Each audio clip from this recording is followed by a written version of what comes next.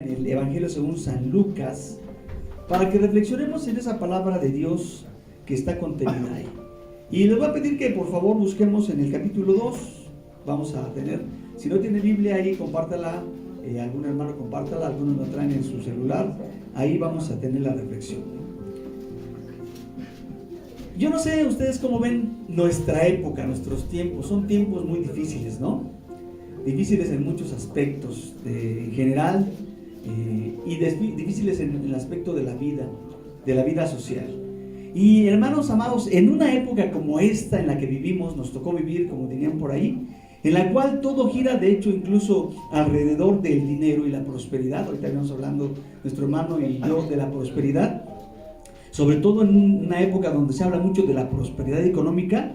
Incluso no sé si han oído de repente en el radio, en la televisión, alguna persona les ha dicho que es importante invertir, ¿no? Invertir.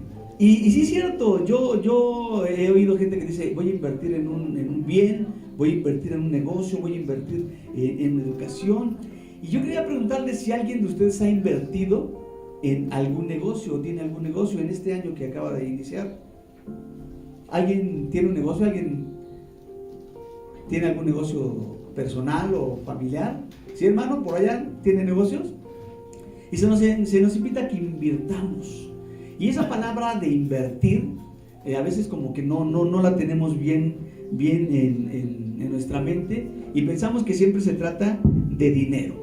Ahora, por supuesto, mis amados hermanos, nosotros tenemos que reconocer que hay de negocios a negocios, ¿sí o no? Y no me refiero a que aquí hay negocios de ropa, y negocios de comida, y negocios de celulares. Me refiero a que hay de negocios a negocios en el sentido de que hay negocios, por ejemplo, negocios buenos, negocios nobles, negocios legales, productivos, prósperos, lícitos, negocios que ayudan. Pero también tenemos que reconocer que en la vida y en la sociedad hay negocios no tan buenos, no tan lícitos, negocios dudosos, ¿verdad? Negocios ilegales. Hay negocios incluso destructivos y negocios desafortunados. El caso es que finalmente invertimos de una manera u otra en algún negocio. Ahora, hay gente que, por ejemplo, que en su vida personal vende cosas, ¿no? En la oficina de mi esposa hay gente que va y vende que una comida, que el abón, que muchas cosas. Finalmente la gente anda invirtiendo. Por eso, mis amados hermanos, es importante nosotros que como creyentes empecemos por entender que en la vida en general se invierte. Los que no conocen a Dios y nosotros que conocemos a Dios tenemos que reconocer que tenemos que invertir. Pero yo quiero parafrasear al apóstol Pablo, porque el apóstol Pablo nos enseña que nosotros como cristianos solamente debemos invertir en cosas buenas, en cosas positivas. Debemos estar en negocios positivos, en negocios buenos. Pablo allá en Filipenses 4, versículo 8 nos parafrasea más o menos y dice que podemos decir que tenemos que invertir únicamente en negocios que son verdaderos, ¿verdad? Negocios honestos, justos, puros, amables, de buen nombre, si hay virtud alguna, dice él, si tienen algo de alabanza y si hay un reconocimiento o un beneficio positivo para nosotros. Ahora, los hermanos tienen negocios, otros hacen su negocio por acá. ¿Qué negocio más importante podemos encontrar que el negocio de Dios? Porque vamos a hablar de este asunto de los negocios, pero vamos a hablar del negocio de Dios. Ahí, por favor, pónganse en pie en el libro de Lucas, les dije, y vamos a reflexionar en un versículo que ustedes deben de conocer el contexto de este pasaje. Lucas capítulo 2, versículo 49, lo vamos a leer juntos. Y vamos a encontrar tres cosas ahí que compartir hoy. ¿Ya lo tienen? Dice el evangelista Lucas en este pasaje 2:42, lo leemos juntos. Dice, entonces él les dijo, ¿por qué? Lucas 2:49, ¿sí? 2:49. Entonces, dice, él les dijo, ¿por qué me buscabais? ¿No sabíais que en los negocios de mi padre me es necesario estar? A ver, léanlo ustedes ahora nada más. Entonces él les dijo, ¿por qué me buscabais? ¿No sabíais que los negocios de mi padre es necesario estar? Ok, tomen su lugar. Ahí vamos a estar reflexionando. Hay tres cosas que yo quiero compartir con ustedes en este pasaje de Lucas, que obviamente no solamente el versículo, sino todo el contexto. Primero, mis amados hermanos, que en este pasaje nos encontramos un Jesús que se encuentra entre la niñez y la adolescencia. Para nosotros la adolescencia empieza más o menos a los ¿qué? 12 años, dicen por ahí, ¿no? 12, 13 años. En la época de Jesús, ya pasar a la adolescencia, ya era cuando los jóvenes ya eran reconocidos. Entonces Jesús está en la época de terminando la niñez y la adolescencia. ¿Ustedes han leído este pasaje de Lucas capítulo 2? Cuando Jesús va con sus padres a Jerusalén y se pierde. Vamos a ver los detalles del contexto para que entendamos estas palabras de Jesús que vamos a reflexionar del capítulo 2:49. Primero, en este pasaje, amados hermanos, encontramos que había una ruta que acostumbraba la familia a seguir. Los que han estudiado en Semillas saben cuál era esa ruta. ¿De dónde venían?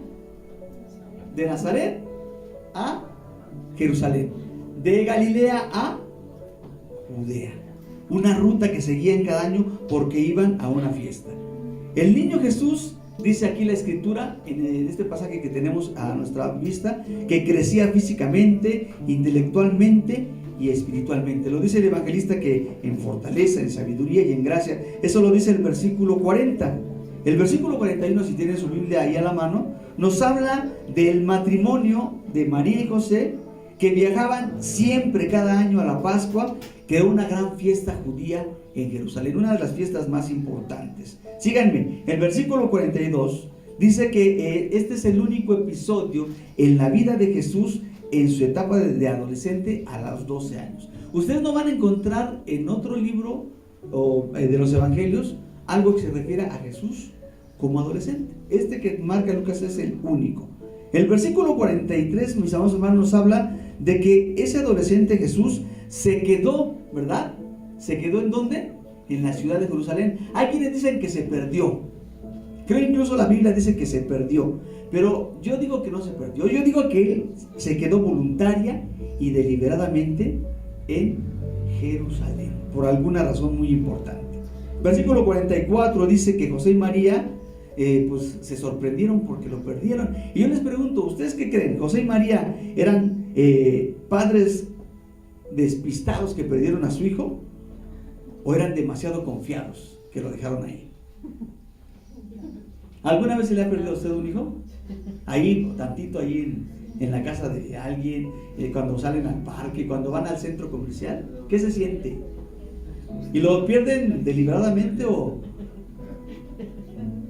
¿Verdad? Se siente feo. Ellos estaban ahí. Yo digo si eran padres despistados o eran demasiado confiados, que decían, lo vamos a encontrar. Versículo 45.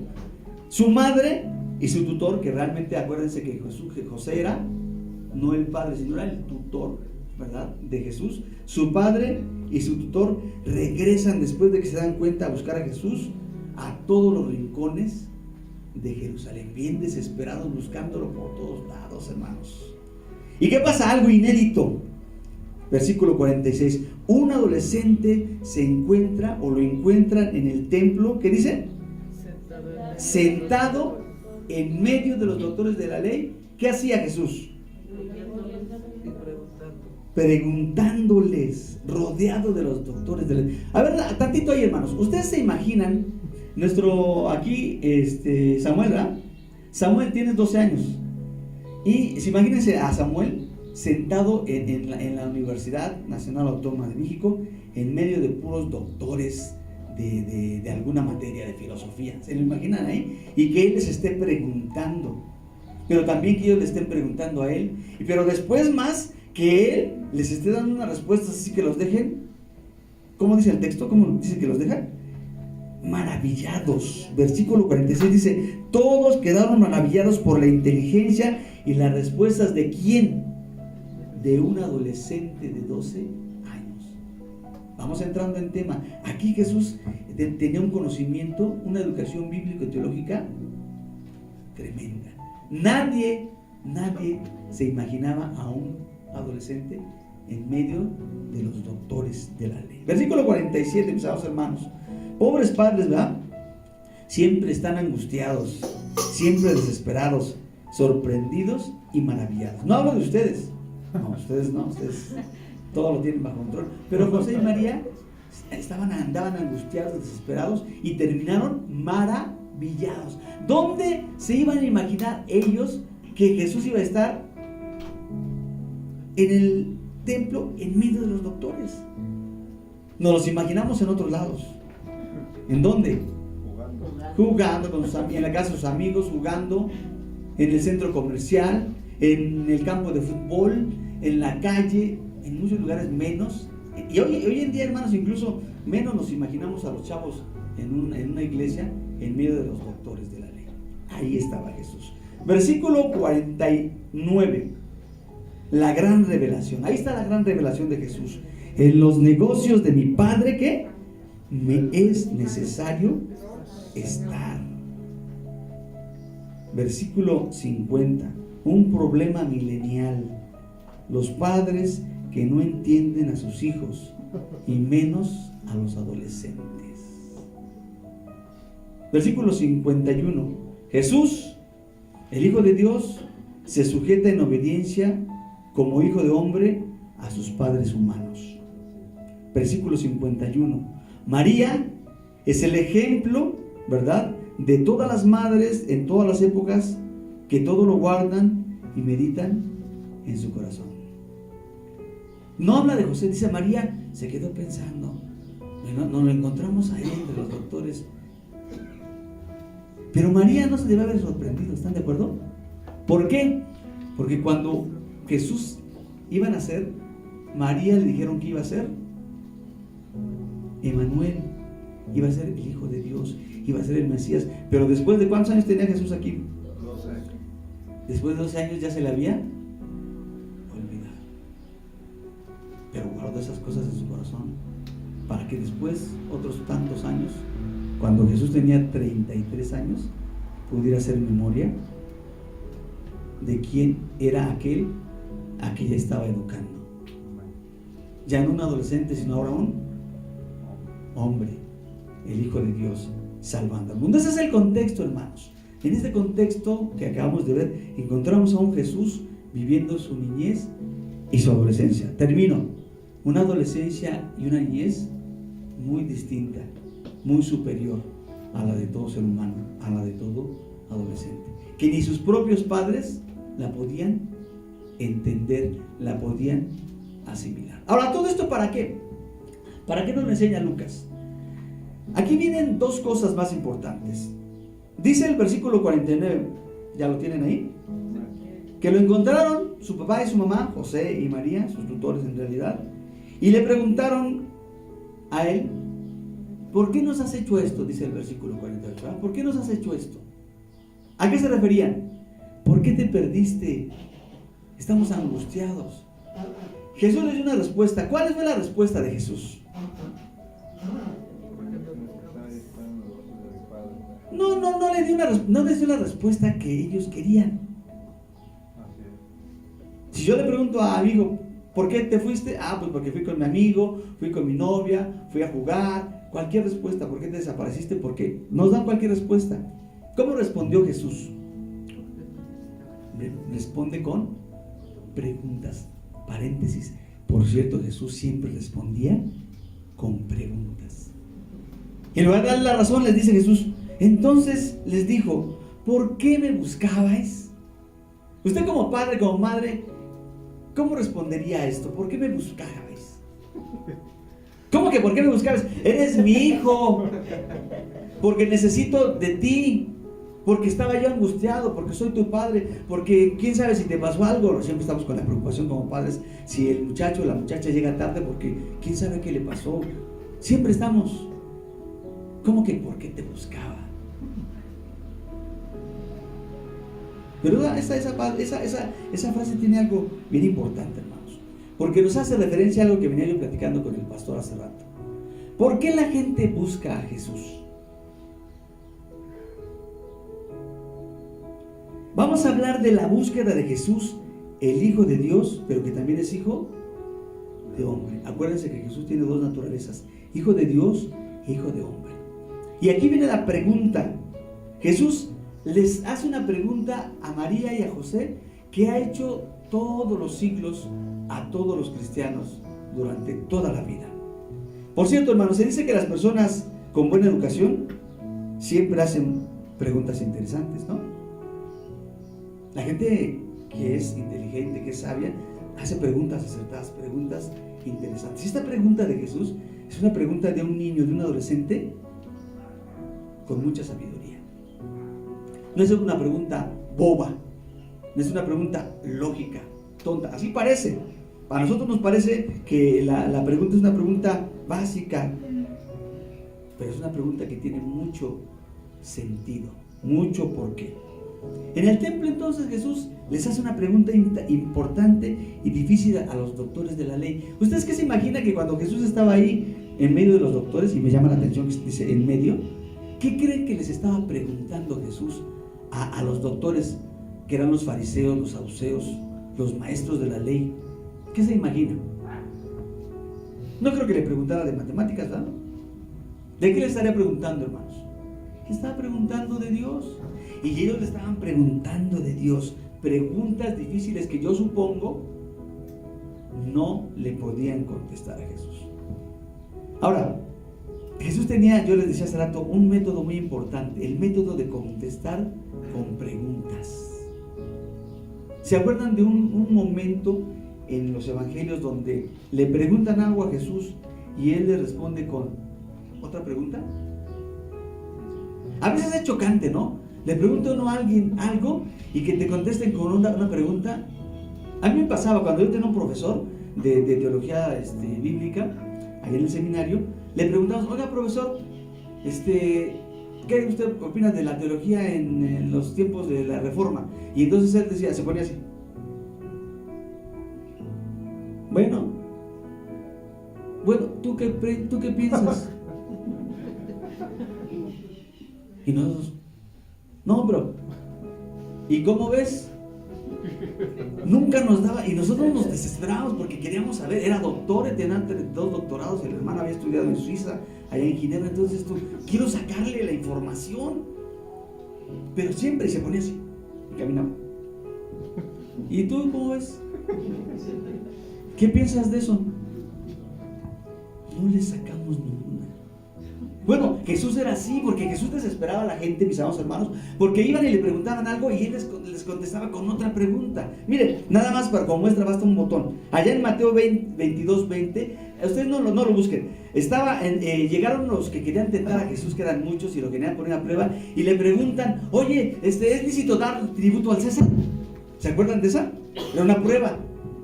¿Qué le respondió Jesús? Era tan fácil responder sí, no, quién sabe. ¿Qué le respondió Jesús?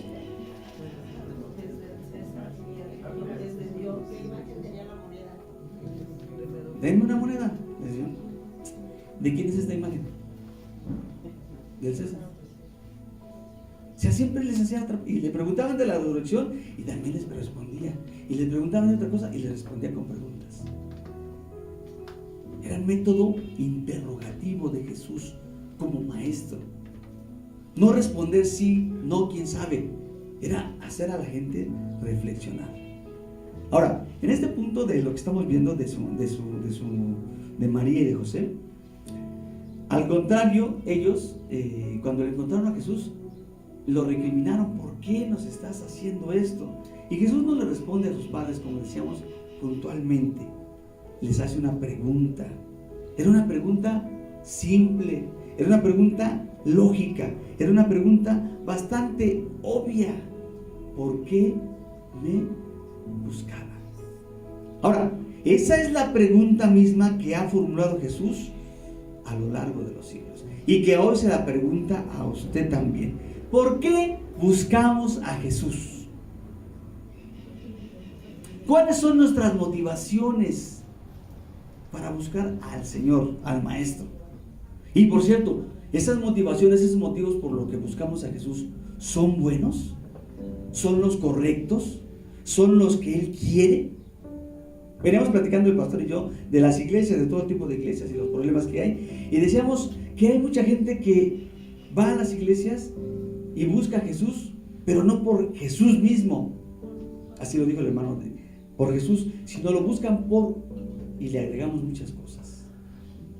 Hay un pasaje allá, ¿verdad? ¿Se acuerdan? En Juan 6, 22 al 27. Un episodio que ilustra, mis amados hermanos, la manera en la que la gente de aquella época, no de hoy, de aquella época buscaba a Jesús. Dice que Jesús la seguían muchas multitudes. Muchas multitudes. Y un día de esos Jesús, en su situación de maestro, de salvador, les dice, a ver, bueno, ¿por qué me andan buscando? ¿Vale? Porque se cruzó el mar, ¿verdad? Y lo andaban buscando y dijeron, te andamos buscando. Y Jesús le responde, ¿me buscan? ¿Por qué? Porque les di de comer. ¿Cuánta gente busca a Jesús? No todos los seres humanos buscan a Jesús, y no todos los que buscan a Jesús lo buscan por las mismas motivaciones. Y nosotros hoy tenemos que hacernos la pregunta, usted mismo, ¿por qué yo busco a Jesús? Porque hay muchos motivos para buscar a Jesús, ¿no? Por miedo, hay gente que busca a Jesús por miedo, gente que lo busca por interés, por necesidad, por costumbre. Otros lo buscan por obligación, otros lo buscan por curiosidad, otros buscan a Jesús porque quieren ver milagros, quieren ver señales, otros lo buscan por sanidad, otros por comida, otros por dinero, otros por trabajo, otros por cosas. ¿Sabe usted cómo se puede dar cuenta de por qué la gente está buscando a Jesús? Cuando los oye orar. Y generalmente cuando oramos, ¿qué decimos? Dame, te pido. Y entonces haces tu oración y dices, Dios, te pido por un trabajo, porque este que tengo ya no. Cuando oramos, revelamos por qué buscamos a Jesús. No quiere decir que ya no oren por eso, hermanos. Oren ustedes por eso. El pastor dice que está mal que oremos. No. Revelamos. Por eso Pablo, fíjense, Pablo tiene una técnica muy importante. O sea, yo cuando oro por la gente y le decía a los colosenses, a los filipenses y a Timoteo, a todos los que les escribía cartas, les decía, oro por ustedes, pero no decía oro por sus necesidades físicas, materiales, por su trabajo, ni su salud. Oro para que Dios les dé sabiduría, les dé salud espiritual. Oraba por lo que nadie casi ora. Cuando hacemos círculos de oración y llevamos ahí nuestros problemas y nuestras angustias, y está bien, pero revelan por qué buscamos a Dios, por qué la gente sigue a Jesús. En ese pasaje de Juan, Jesús les dice, de cierto os digo que me buscáis no porque habéis visto las señales, sino porque comisteis el pan y os saciasteis. Y platicábamos aquí con el pastor. Entonces, cuando les dijo Jesús esto, ¿qué hicieron? Esas multitudes que lo seguían ya no quisieron seguirlos. Y Jesús les dice, está bien. Y le dice a los apóstoles, a ver ustedes, apóstoles míos, cristianos, ¿también se quieren ir? ¿También me están siguiendo ustedes por la comida? ¿Por el dinero? ¿Por la sanidad? ¿Por el milagro? La teología de la prosperidad enseña que hay que seguir a Dios por esas cosas. La teología bíblica nos dice que a Dios se le sigue y a Jesús se le busca por lo que Él es, amén, no por lo que da. Amén. A Jesús se le busca por fe, por salvación. ¿Por qué? Por fe, porque pues nosotros no tenemos fe y le tenemos que pedir que nos la dé. Por salvación, porque en ningún otro hay salvación. Si tú se la pides a otro, te va a dar pura basura. Hasta a Jesús se le busca por amor, porque se le ama. Y se le busca también por obediencia, porque Él es el Señor, el Salvador. Pero también, hermanos, se le busca por su palabra. y por sus enseñanzas. Ustedes sabían que mucha de la gente que seguía a Jesús, sí lo seguía por los milagros y las sanidades y todo eso, pero también lo seguían porque no habían escuchado una persona que hablara como él, ni a estos maestros de la ley, que eran la sabiduría, la crema innata de la sabiduría, no podían y no sabían hablar como Jesús. La gente seguía a Jesús y se admiraban de su doctrina.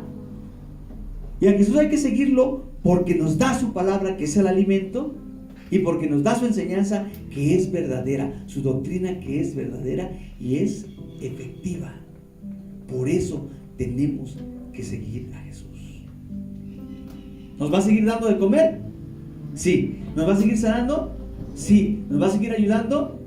¿Nos va a dar trabajo? Son cosas secundarias. Y creo que es lo que decía Jesús cuando hablaba de busca primero el reino de Dios y lo demás se va a añadir. Vamos al último asunto, que es el punto clave. Dice Jesús en el 49, yo creo que yo se los voy a pedir que se lo memoricen. Memorícense Lucas, hermanos, 2:49 en su segunda parte, que dice: ¿no sabíais que en los negocios de mi Padre me es necesario estar? Hablemos de negocios, hermanos.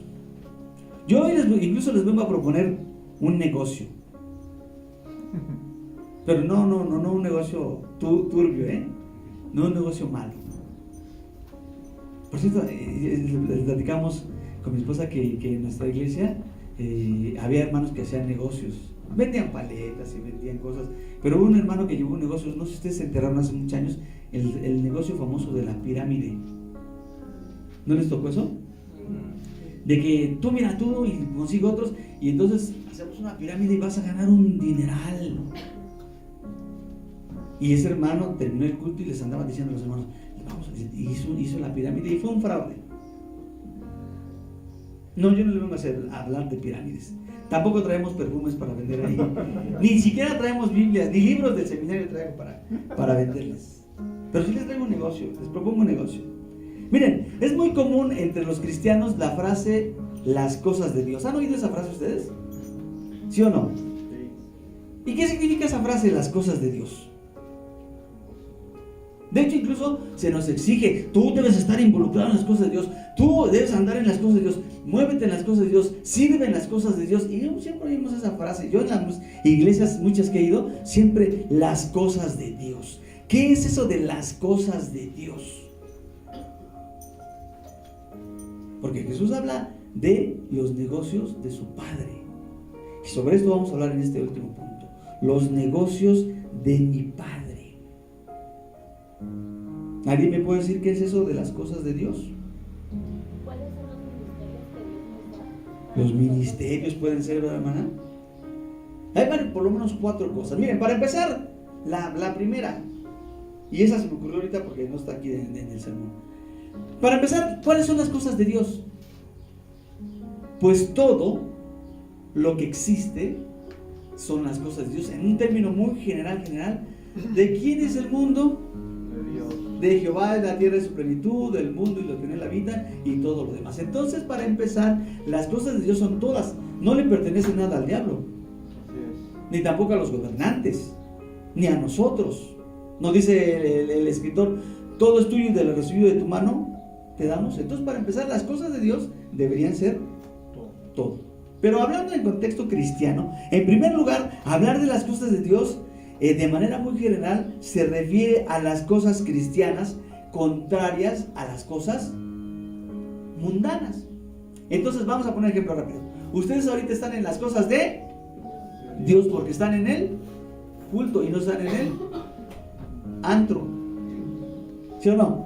¿Sí se entiende? Cosas del mundo, cosas de Dios. Ustedes están en la asamblea de los santos, no están en el mitin político. Cosas de Dios y cosas del mundo. Entonces, en primer lugar, el término cosas de Dios, ¿verdad? Negocios de mi Padre tiene que ver con esto, con las cosas que están dentro del contexto cristiano. Eso es las cosas de Dios. Segundo lugar, mis amados hermanos, se refiere a todo lo que tiene que ver con Dios.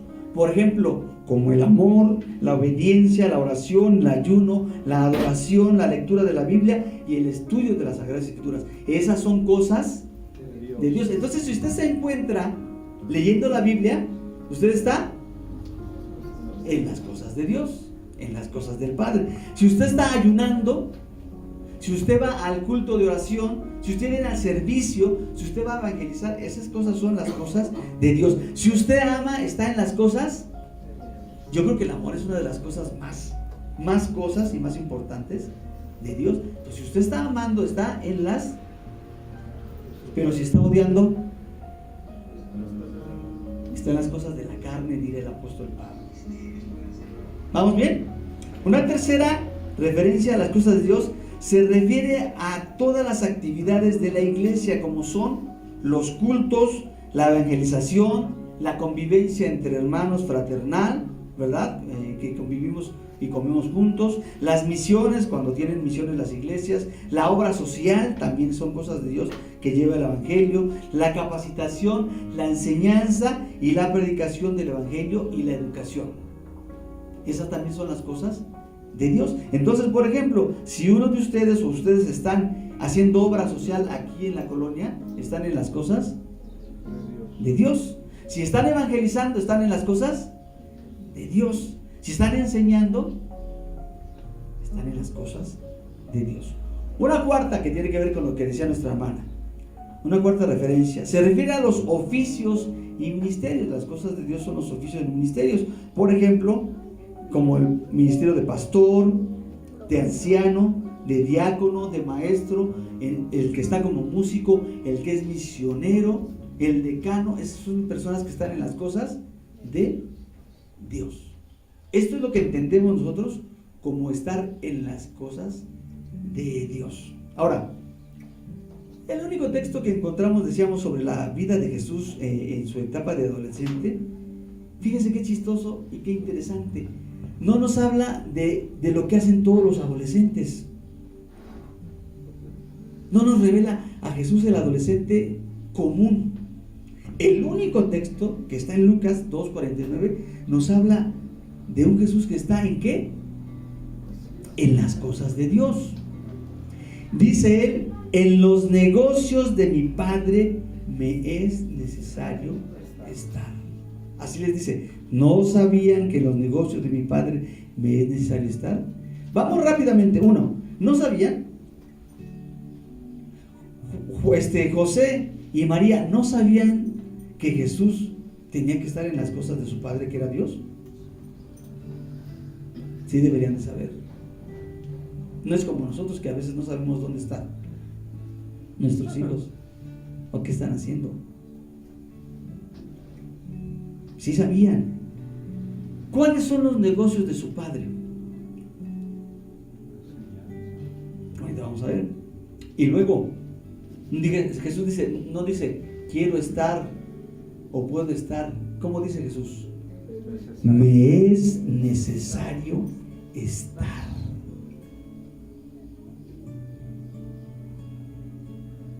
Urge, mis amados hermanos, que nosotros como cristianos nos involucremos en los negocios del Padre, y en especial en uno muy importante que está en este. ¿A qué negocio se refiere Jesús en ese pasaje específicamente? Ayúdenme ustedes. La enseñanza. ¿Por qué la enseñanza? Porque yo lo digo. Porque eran maestros. Porque la acción, ¿qué está pasando ahí? Se pierde Jesús, lo buscan, Él está ahí con los maestros. Primero está con los maestros y doctores de la ley. Segundo, ellos eran la crema innata del conocimiento teológico del pueblo judío. Eran los que sabían la ley, pero desde el principio hasta el final. Luego, ¿qué está haciendo Jesús ahí? No estaba jugando uno, no estaba echando volados, no estaba en la maquinita, no estaba con el celular, no estaba jugando cualquier juego, no estaba platicando de ciencia. ¿Qué estaba haciendo? Estaba escuchando. ¿Y qué creen que le estaba diciendo él? Pues estaban hablándoles de la ley. Y luego él les estaba preguntando. Pero a mí me llama mucho la atención el pasaje porque dice, estaba Jesús en medio de los doctores de la ley, escuchándoles y preguntándoles. En ningún momento dice que ellos le contestaron, que seguramente sí lo hicieron. ¿Sí o no? Que a veces también los doctores no tienen todas las respuestas, ¿verdad? Por cierto, ¿dónde se quedó el arca de Noé? ¿Con quién se casó Caín? Ese tipo de preguntas. ¿Qué dice el texto que pasó con Jesús? Me llama mucho la atención. Él les preguntaba, pero ellos no le contestaban. ¿Quién contestaba? A ver, ¿dónde dice eso? Versículo 50, no, de 46. ¿Qué dice? 46 y 47. Ellos les preguntaba y no le contestaban. ¿Qué dice el texto? Todos que lo oían se maravillaban de su inteligencia y de su respuesta. Ahí está el punto. ¿Quién contestaba? Jesús. El mismo Jesús. Entonces, ¿en qué negocio estaba Jesús metido? ¿Y cuál era el negocio de su Padre? Ya vimos todos los negocios del Padre, ¿eh? Ya vimos todas las cosas de Dios, ya las vimos. Pero este específico en el que estaba Jesús, ¿cuál era? La enseñanza. La enseñanza y la educación. Amén. Era un contexto educativo, un contexto de enseñanza de los grandes maestros, de los grandes doctores de la ley, con un chavo de 12 años. Mis amados hermanos, el negocio al que concretamente se refiere Lucas en este pasaje es la educación bíblico-teológica. Es la enseñanza de la palabra de Dios. Por eso urge, mis amados hermanos, que nosotros como creyentes nos involucremos en el negocio de Dios, en el negocio del Padre, que es la enseñanza. Bueno, debemos estar involucrados en todos los negocios de Dios, ¿verdad? En cuanto sea de Dios, en cualquier negocio. Acá el joven estaba con el pandero, es un negocio de Dios. Acá el hermano estaba cantando, es un negocio de Dios. El pastor que enseña, la hermana que predica, que enseña, están en el negocio de Dios. El hermano que nos recibe allá y nos da un saludo, está en el negocio de Dios. Ustedes cuando salen a evangelizar, cuando leen su Biblia, están en los negocios de Dios. Pero este negocio del que estamos hablando del pasaje es el negocio de la enseñanza. Y también lo platicábamos con el pastor, sin que él supiera de que yo iba a hablar de esto, de que es un negocio que en el que nadie quiere entrar. ¿Por qué? ¿Por qué la gente no quiere entrar al negocio?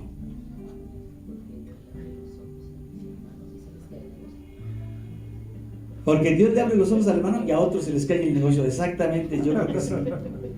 Sí, cierto. La educación bíblico-teológica, hermanos, es el negociazo de Dios para nuestro crecimiento espiritual. Pero este negocio, que también es parte de un ministerio, no tiene nada que ver con lucro, con riqueza o con poder. Así es. Por eso nadie quiere estar en este negocio. Porque este no es para tener poder, riqueza, lujo, comodidad, lucro. El negocio de la enseñanza, es más, desde un punto de vista social, no deja, a menos que sea la enseñanza privada de las grandes universidades ricas, ahí. Pero la enseñanza no deja, no se supone que los maestros son los que menos ganan. Por eso ya nadie quiere ser maestro. El verdadero negocio de la educación no tiene que ver con lucro, no tiene que ver con riqueza, con poder. ¿Con qué tiene que ver el verdadero negocio de la educación bíblico-teológica? Tiene que ver con la formación de los creyentes y la capacitación para que ellos obedezcan y sirvan a Dios. Por eso la gente no quería seguir a Jesús. Por eso la gente no quiere recibir la enseñanza de la palabra, porque ese negocio no deja. Es un negocio tremendo. Miren, esto les testifico, nosotros por 40 años, el Seminario Semillas no se ha dedicado a vender libros. Hay gente que nos dice, ¿cuántos libros venden al mes? ¿Cuántos libros? ¿Cuánto ganan? ¿Cuánto sale? Este ministerio de semillas, Seminario y Ministerio de Preparación a Servir, lleva 40 años en México, de los cuales yo llevo 35, ya me estoy haciendo viejito ahí. Y la gente dice, ¿me puede vender un libro?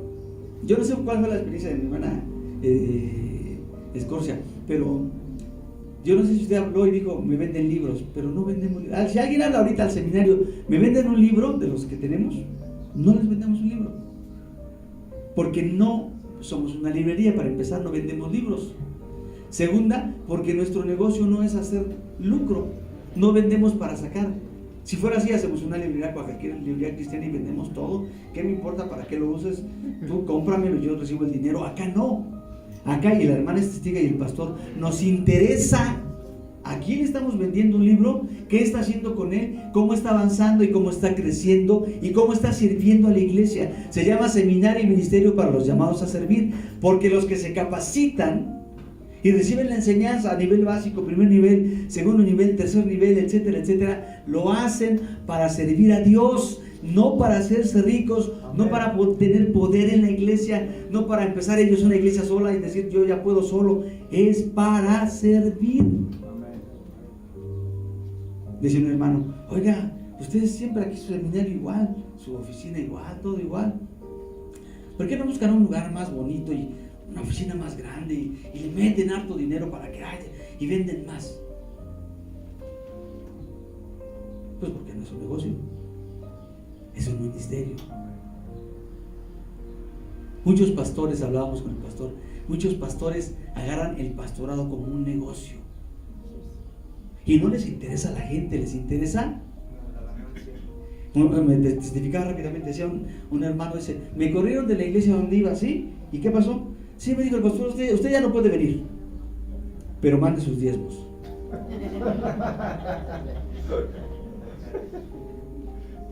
¿Es un negocio? Y Jesús dijo que las cosas de Dios no son para hacer riqueza. Por eso corrió a los que estaban eso lo estudiaron los del nivel base, de un primer nivel, cuando fue la fiesta de la Pascua y estaban allá vendiendo todas las cosas que era necesario, lo que vendían, y no que alguien trajera su borrego para sacrificarlo, pues ahí los vendían. Cuando fue la fiesta de la Pascua, la gente compraba ahí, y entonces Jesús entró y se enojó y le dijo, no hagan de la casa de mi padre casa de mercado, y tiró las mesas y golpeó a unos y tiró a otros y les dijo un montón de cosas. ¿Por qué? Porque estaban convirtiendo la fe, la iglesia, el templo en un negocio. Sí es un negocio, pero no es un negocio, ¿me entienden?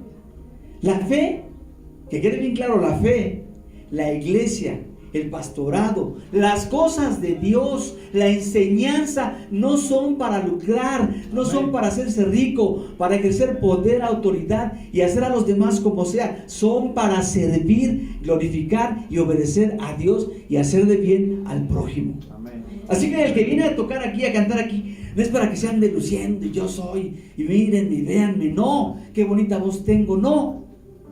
Ni el que viene a predicar es para que diga, ay no, les voy a cobrar 5,000 pesos por sermón, o el que dé la clase, yo voy a vender libros para hacerme rico, no.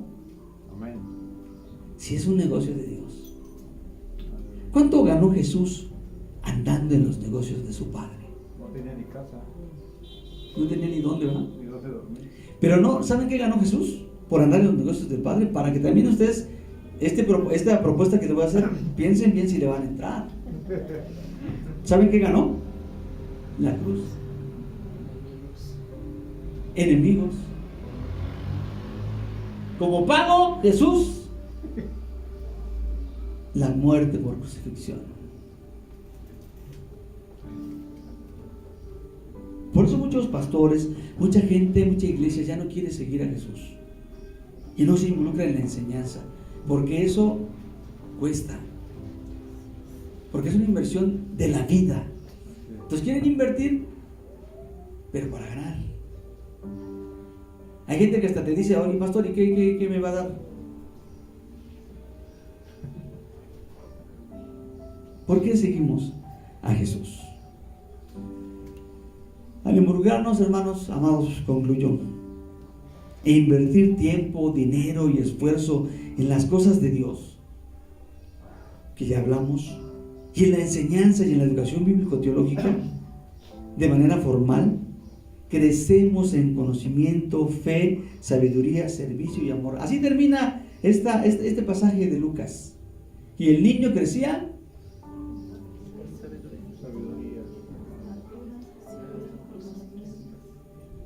estatura, sabiduría y gracia. ¿Por qué? ¿Por qué era Jesús el Hijo de Dios? Puede ser.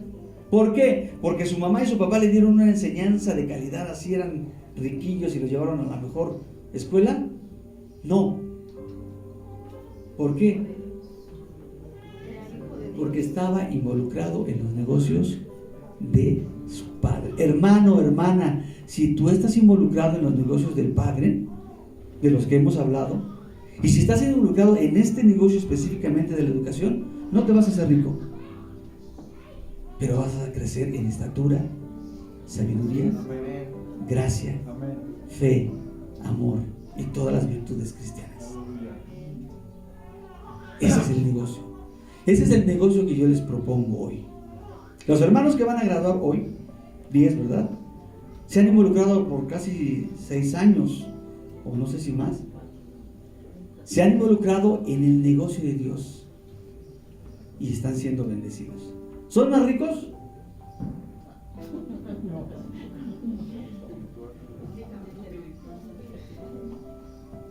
Les leo esto para que concluyamos. Pónganse en pie, por favor. Amados hermanos, hermanitos de la iglesia, camino de fe y gracia. La educación bíblico-teológica no es un negocio humano.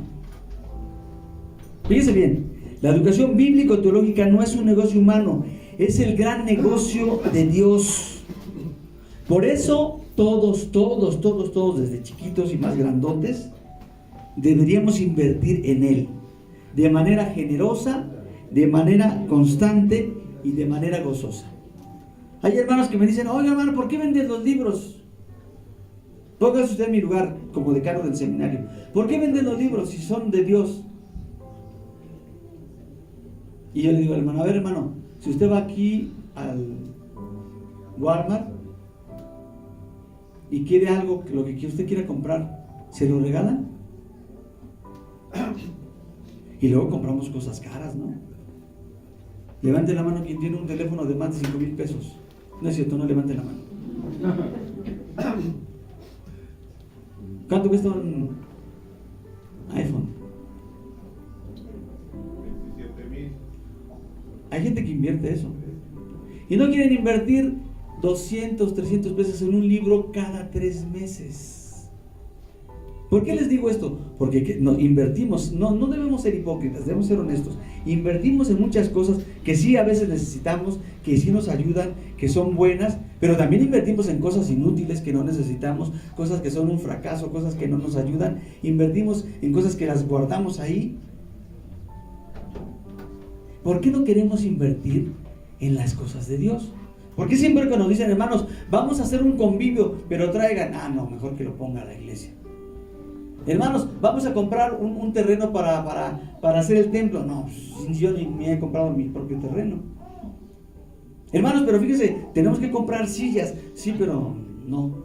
¿Por qué queremos invertir? ¿Y por qué invertimos, de hecho, en muchas cosas y no queremos invertir en las cosas de quién? De Dios. De Dios. Amén. Una vez se acercaron los apóstoles: Señor, nosotros hemos dejado padre, madre, esposa, hijos y todos. ¿Y qué vamos a ganar? ¿Se acuerdan de la respuesta de Jesús? Les digo que de cierto no hay en este mundo quien haya hecho eso, que reciba el doble y en la eternidad la vida eterna. Cuando inviertes en las cosas de Dios, no te haces rico, te haces más feliz, eres bienaventurado y eres bendecido. Amén. Yo he venido sirviendo a Dios, hermanos, desde el año de 1988 en nuestro seminario Semillas, y he estado en el negocio de la enseñanza de su palabra por espacio de 35 años.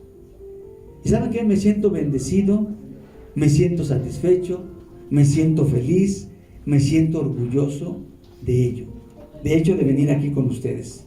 Y les doy testimonio, mis amados hermanos, yo un testimonio fiel de que el estudio de la palabra de Dios en general y el estudio de la palabra de Dios con los cursos que nosotros tenemos como nuestro programa de estudios de semillas ha sido de muchísima bendición a mucha gente, a muchos creyentes a lo largo de todo nuestro país y a lo largo de todos esos 40 años. Por eso hoy les quiero invitar a ustedes, a los que están graduando hoy, pero a los que no se van a graduar y a los que todavía ni siquiera han leído un libro, les invito a que nos involucremos todos en este negocio de Dios, en todos los negocios de Dios, pero en este negocio de Dios que es la palabra y la enseñanza. Que inviertan, que no les pese gastar para su libro, que no les pese decir, aquí está, los hermanos no nos van a cobrar más, el seminario no nos va a cobrar más, es lo que es para nuestra enseñanza. Invertimos para un traje, para una camisa, para un reloj, para unos zapatos, lo necesitamos, sí, pero esto lo necesitamos más, es para nuestra alma, para nuestro ser interior. Ahora, muchos no están estudiando aquí, yo les voy a invitar para que estudien, pero todos nos podemos involucrar en este negocio de Dios. ¿Cómo? Miren, usted se puede involucrar en el negocio de la enseñanza, en primer lugar, orando. Ore por su papá, por su hermano, por su hijo que está estudiando, para que Dios le dé sabiduría. Pero también le puede ayudar apoyándolo económicamente. Si mi hijo o mi hija quiere estudiar y no tiene para su libro, yo se lo compro o le doy la mitad. O si es mi amigo o mi hermano en la fe. También lo puede usted involucrarse en este negocio de la enseñanza animando. No sea de esas personas que dicen, ¿para qué estás estudiando eso? Los ven a los hermanos que están diciendo, ¿para qué estás estudiando eso? No, en lugar de decir, oye, qué bueno, Samuel, que estás estudiando. ¿En qué libro vas? Échale ganas. Dios te bendiga. Yo no puedo, pero tú sigue echando ganas. Formando grupos en sus casas, abran sus casas, hermanos, a la palabra de Dios. Síganse reuniendo aquí, pero abran sus casas a la palabra de Dios, para que los pastores vayan allá y les enseñen la enseñanza y metan los cursos y la gente se involucre y la iglesia crezca. También lo pueden hacer como tutores, incluso como coordinadores o promotores del seminario. Pero la mejor manera de involucrarse en el negocio de la enseñanza es la que nos dejó Jesús como ejemplo. ¿Cuál es? Yo estar estudiando. La mejor manera de involucrarse en el negocio del Padre, que es la enseñanza, es agarrar la palabra de Dios y empezar a estudiarla. Jesús dijo, escudriñad las Escrituras. ¿Lo estaba diciendo? No les traje el negocio de la pirámide. No les vendo libros. No vendo nada. Tampoco pido nada. Solo los invito a que entren en este negocio, que ni siquiera es mío. Ahora que estuvo la pandemia, platicaba yo con varias personas, oigan, ¿y qué van a hacer como seminario? Porque pues no hay. Mucha gente sufrió por la pandemia, económicamente. No hay. ¿Y qué tal si se acaba? ¿Qué puedo hacer yo? Yo no tengo dinero para invertir económicamente. Tengo mi corazón, mi vida para invertir en ella. Es de Dios. Dios sabe. ¿Y qué creen? Que no se acabó. ¿Por qué no se acabó? Porque si hubiera sido mi negocio, se acaba, porque además nosotros somos malos para administrar negocios, ¿Pero por qué no se acabó? ¿Por qué la iglesia no se acaba? Aunque nosotros a veces como pastores no somos tan competentes, o la iglesia no es tan fiel de venir, o la iglesia no es tan dadivosa de dar. ¿Por qué la iglesia subsiste, sigue? ¿Por qué no la traemos de Iztapaluca para acá y luego nos la vamos a llevar a otro lugar mejor o como Dios disponga? ¿Por qué? ¿Por qué se van unos y ya no regresan y la iglesia se sigue? Porque es un negocio de Dios, y los negocios de Dios no fracasan. Fracasan los que parecen que son de Dios, o los que son de Dios pero le mete la mano el ser humano. Cuando es un negocio de Dios, no fracasa. Dios te bendice. Jesús se involucró en los negocios del Padre, en los negocios de mi Padre. me es necesario.